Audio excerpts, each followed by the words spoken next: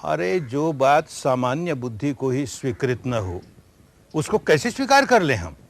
तो चिंतन करके देखा, मनन करके देखा, हाँ भाई ये तो स्वीकार करने योग्य बात है, तो चिंतन ज्ञान हुआ। अभी भी पराया ज्ञान है, हमारा अपना ज्ञान नहीं, परोक्ष ज्ञान है। किसी ने कहा, हमने उस पर चिंतन मनन किया और स्वीकार किया। तो तीसरा ज्ञान, पहला ज्ञान जो श्रुत ज्ञान है हमारे लिए कल्याणकारी है, प्रेरणा देता है, मार्गदर्शन देता है। उसके आगे बढ़ते हैं चिंतन ज्ञान, वो भी हमारे लिए कल्याणकारी है, हमें मार्गदर्शन देता है, प्रेरणा देता है। पर जो सही लाभ होता है वो प्रत्यक्ष ज्ञान से होता है। उसी को उन दिनों की भाषा में प्रज्ञा कहा।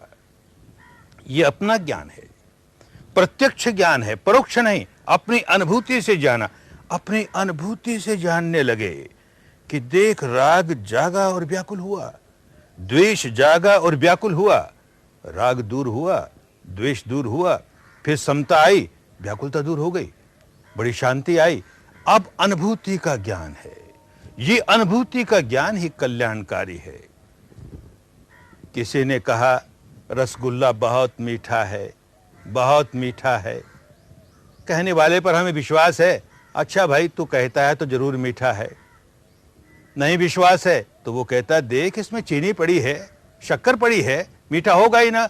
हम बुद्धि लगाते हैं, बात तो ठीक है, जिसमें चीनी पड़ी हो मीठा तो होगा ही।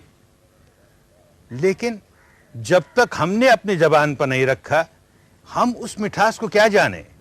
तो ये तीसरा ज्ञान जो रसगुल्ला जबान पर आ गया, हमारी जीभ पर धर लिया, अरे सचमुच मीठा है, सचमुच मीठा है, बड़ा कल्याण हो गया। अनुभूति बिना सारे के सारे दूसरे ज्ञान, श्रुत ज्ञान, चिंतन ज्ञान हमारा कल्याण नहीं कर सकते।